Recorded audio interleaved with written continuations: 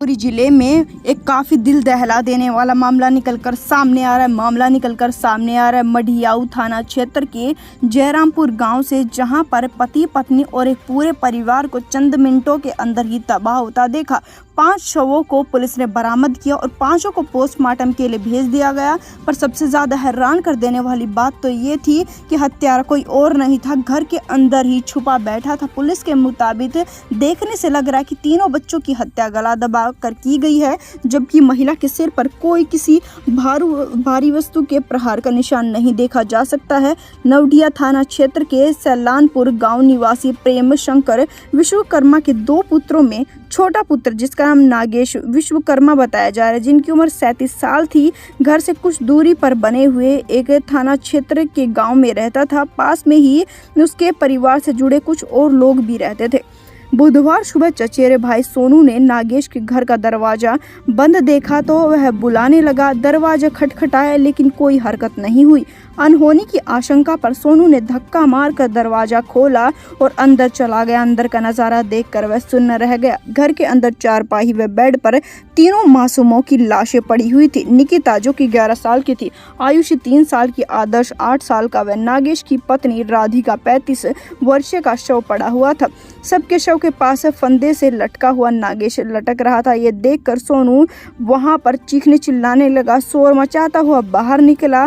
ये देखा आसपास के लोग वहां पर जुट गए। 112 पर फोन करके पुलिस को बुलाया गया। मौके वारदात पर पुलिस पहुंची फोरेंसिक टीम के साथ में और वहां से सैंपल ले लिए गए। इसके बाद 5 शवों को पोस्टमार्टम के लिए भेज दिया गया। घटना की सूचना पाकर जब पुलिस घर पर पहुंची तो घर से एक सुसाइड नोट बरामद होता है। इस सुसाइड नोट में काफी भयंकर बातें लिखी हुई थी। इसमें बताया हुआ था कि मृतक जो नागेश है वह अपने 3 बच्चों एवं पत्नी के साथ में रहा करता था। उसने ही पूरे परिवार की हत्या की है। मौके से एक कॉपी बरामद हुई है जिसमें सुसाइड नोट लिखा है। इसमें नागेश ने सभी की मौत का जिम्मेदार खुद को बताया है। सुसाइड नोट से पता चलता है कि नागेश ने सालानपुर गांव निवासी भानु प्रताप विश्वकर्मा के माध्यम से सरसू प्रसाद कन्या उच्च प्राथमिक विद्यालय में चपरासी की नौकरी के लिए 7 लाख रुपए दिए थे।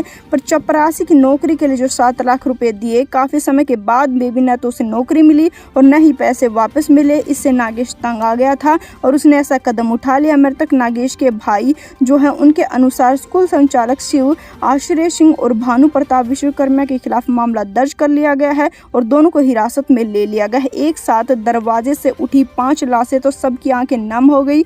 सड़क के किनारे ही नागेश का घर था। उसके बच्चों की चंचलता के सभी कायल थे। मंगलवार रात को जो घटना हुई जिसके कारण हर कोई दहल गया। बुधवार जब दरवाजा खटखटाया गया तो मासूमों और नागेश उनकी पत्नी का शव उठा तो हर किसी की आंखें नम हो गई थी। बड़े भाई भी काफी रो कर बुरा हाल था, वे फक कर रो रहे थे और भाई अपने परिवार की परवरिश के लिए घर से थोड़ी ही दूर सड़क किनारे घर बनवा कर रहा करता था। आखिर किसकी नजर लगी कि वह पूरा परिवार यूं तबाह हो गया। घटनास्थल पर करीबन 500 से अधिक लोग मौजूद थे। जिस समय पर इस परिवार के साथ में एक घटना होने की जानकारी मिली तो कोई महिलाएं अपने घर में सब्जी पका रही थी, कोई दाल पका रही थी। जैसे ही सुनते ही हर कोई फक कर रोने पड़ा और इनके घर पर आ गए लोगों के चूल्हे तक नहीं जले। घटनास्थल पर जुड़े लोगों में हर किसी का यही कहना था कि परिवार काफी ज्यादा अच्छा था और ये कदम जो उठाया गया है इसमें नागेश की कोई भी गलती नहीं है। लोगों का कहना है कि सबसे वह हंसकर बातें किया करते थे।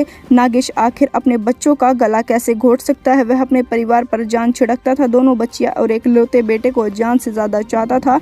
नागेश बुधवार की सुबह पूरे परिवार को लेकर किसी धार्मिक स्थल पर दर्शन के लिए जाने वाला था। स्थल पर पहुंची भीड़ के बीच आसपास के लोगों ने बताया कि एक दिन पहले ही बच्चे वहां जाने की चर्चा कर रहे थे। उसके बाद मंगलवार रात लगभग 9 बजे तक कमरे के बाहर बरामदे में नागेश, उसकी पत्नी और बच्चे साथ में बैठे हुए थे।